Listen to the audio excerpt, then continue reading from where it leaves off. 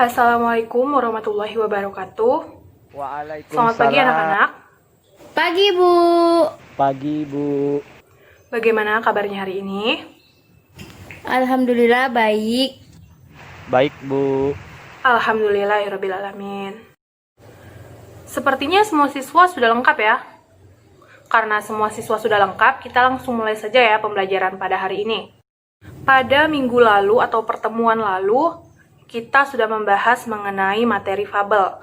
Nah, pada minggu lalu juga Ibu sudah memberitahukan kepada kalian semua bahwa minggu ini kita akan membahas materi mengenai surat dinas dan juga surat pribadi. Pada pertemuan kali ini, tujuan pembelajaran kita yang pertama itu adalah memahami definisi, ciri-ciri kebahasaan pada surat dinas dan pribadi. Tujuan pembelajaran yang kedua yaitu mengidentifikasi struktur surat dinas dan pribadi. Yang ketiga itu membuat surat pribadi. Sebelum Ibu menjelaskan materi mengenai surat pribadi dan juga surat dinas, Ibu mau bertanya dulu nih, siapa di antara kalian yang sudah pernah menulis surat? Dan ditujukan kepada siapa? Saya, Bu. Saya pernah membuat surat untuk nenek saya di desa. Nah, ternyata salah satu teman kalian sudah pernah menuliskan surat untuk neneknya yang berada di desa.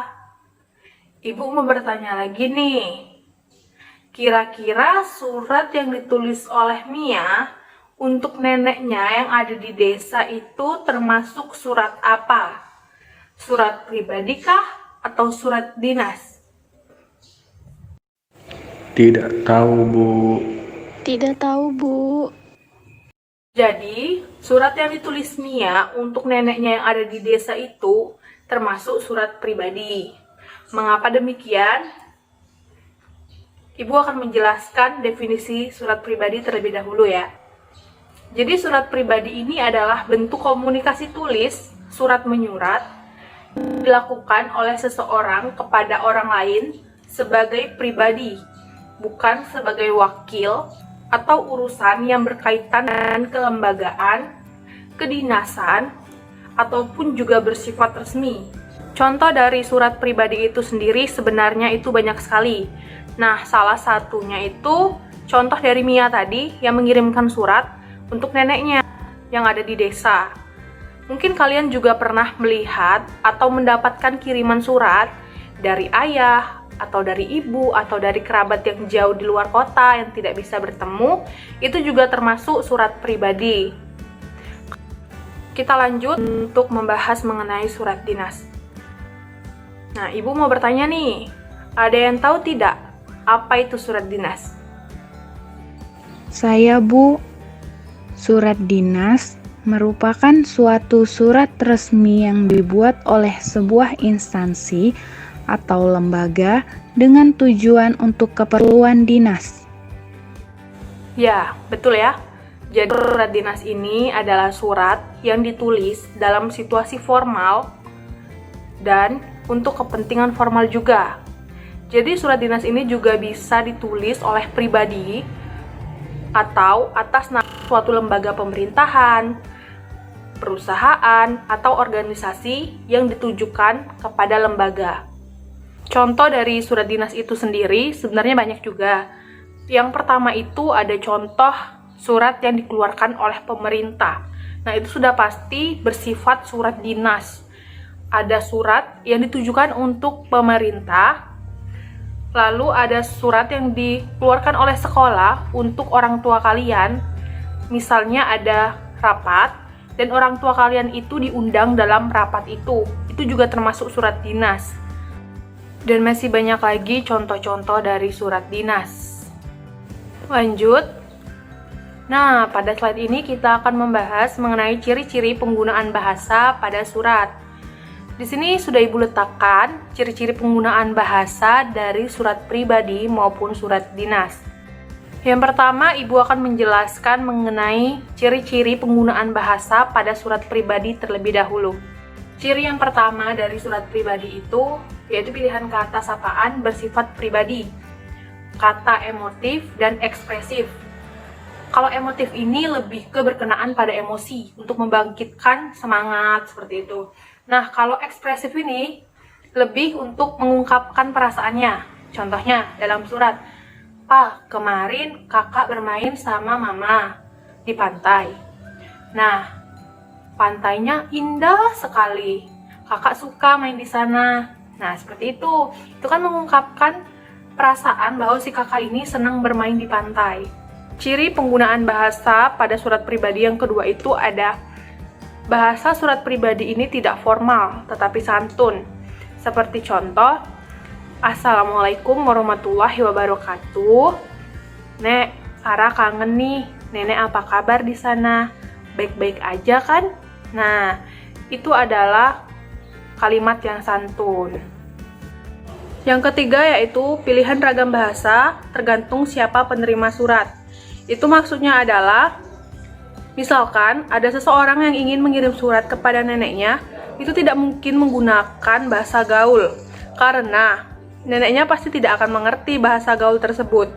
Itu adalah pilihan ragam bahasa tergantung siapa penerima suratnya. Dari ciri-ciri penggunaan bahasa surat pribadi itu, menggunakan kata ganti orang pertama untuk pengirim, dan menggunakan kata ganti orang kedua untuk penerima. Misalnya, "Aku sedang ada di Bandung, kamu lagi ada di mana?" Kita lanjut, untuk surat dinas, jadi ciri-ciri penggunaan bahasanya, yang pertama itu pilihan kata sapaan bersifat formal. Nah, jadi untuk contoh kata sapaan yang bersifat formal itu seperti "yang terhormat kepada Bapak Bambang." Nah, seperti itu. Itu adalah kata sapaan yang bersifat formal. Selanjutnya, Ibu sudah membuat tugas kelompok untuk kalian. Di sini ada 2 jenis surat pribadi dan juga surat dinas. Itu kalian diminta untuk menganalisis struktur yang terdapat dari 2 jenis surat ini. Itu dibuat per kelompok dengan kelompok maksimal 5 orang dalam satu kelompok. Itu kalian bisa membaginya sesuai absen ya. Jadi 1 sampai absen 5, 6 sampai absen 10, dan seterusnya. Mungkin karena di PowerPoint ini kurang jelas, Ibu akan meletakkannya di grup kelas. Kalian silakan mengerjakan dengan batas waktu 20 menit. Kalian harus kembali lagi ke Zoom. Dan nanti kalian akan mempresentasikan hasil analisis dari struktur surat dinas dan surat pribadi. Waktu pengerjaan dimulai dari sekarang. Kalian boleh mematikan Zoom-nya. Nanti saat 20 menit sudah berlalu, kalian harus berkumpul lagi di Zoom ini ya. Selamat bekerja. Nah, berhubung 20 menit sudah berlalu, ada tidak siswa yang ingin menyampaikan analisisnya mengenai struktur surat pribadi dan surat dinas yang sudah Ibu berikan tadi? Terima kasih kepada siswa yang telah membacakan hasil analisis dari surat dinas dan surat pribadi tadi. Sangat mengapresiasi hasil kerja kelompok kalian yang hanya 20 menit itu, karena jawaban dari setiap kelompok tuh hampir semuanya benar. Nah, untuk analisis dari surat pribadi dan juga surat dinas itu sudah Ibu letakkan di PowerPoint, dapat kalian lihat. Nah, langsung saja ya, kita akan menganalisis struktur dari surat pribadi terlebih dahulu. Yang pertama ini ada Kupang 10 Januari 2016. Itu termasuk tanggal surat. Yang nomor 2, Ibu Dewi yang saya sayangi. Itu termasuk salam pembuka. Yang ketiga, bagaimana kabar Ibu? Semoga sehat selalu. Itu termasuk kalimat pembuka paragraf. Yang keempat, itu dari sejak Ibu pindah sampai di kota Kupang ini, itu termasuk isi surat.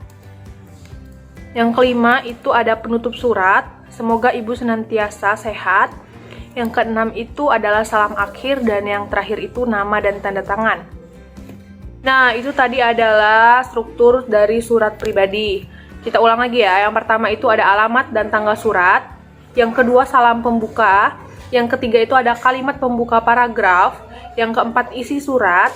Yang kelima penutup surat, yang keenam salam akhir, dan yang terakhir itu ada nama dan tanda tangan pembuat surat. Selanjutnya kita akan membahas mengenai struktur dari surat dinas. Nah, kita akan menganalisisnya dari surat yang Ibu berikan tadi. Yang pertama itu pada PT Cahaya Abadi, Jalan Hamid Rusdi nomor 111, Malang nomor 99/LA/2/2016 itu termasuk kop surat. Nah, lanjut yang kedua itu ada nomor surat, itu terletak pada nomor 99/LA/2/2016 itu termasuk nomor surat. Pada pojok kanan itu terdapat tanggal surat. Lalu di bawahnya bisa dilihat hal permohonan janji temu dengan Bapak Amrullah itu termasuk perihal surat. Yang kelima itu ada Jalan Raya Kedok, Dampit, itu termasuk alamat surat. Yang keenam itu ada dengan hormat, itu termasuk salam pembuka. Lanjut. Nah, itu yang ketujuh itu termasuk isi surat. Tujuan dari surat itu dibuat. Lanjut yang kedelapan itu ada paragraf penutup. Sehubungan dengan rencana tersebut, nah itu adalah termasuk paragraf penutup surat. Lanjut yang terakhir itu ada nama dan tanda tangan. Sekian penjelasan mengenai surat dinas dan surat pribadi dari definisi, ciri-ciri kebahasaan surat, dan juga struktur dari surat. Sampai sini ada yang ingin ditanyakan? Tidak ada, Bu. Tidak ada, Bu. Jika tidak ada, mungkin sekian penjelasan mengenai surat pribadi dan juga surat dinas. Untuk penjelasan lebih lengkap, kalian bisa mencarinya di buku atau di sumber-sumber lain seperti internet. Nah, Ibu memiliki tugas untuk kalian itu membuat satu surat pribadi yang ditujukan untuk orang tua, saudara, ataupun teman. Itu pilih salah satu. Minggu depan itu dikumpulkan. Ibu kira cukup untuk pertemuan kali ini. Ibu akhiri, wabillahi taufiq wal hidayah. Wassalamualaikum warahmatullahi wabarakatuh.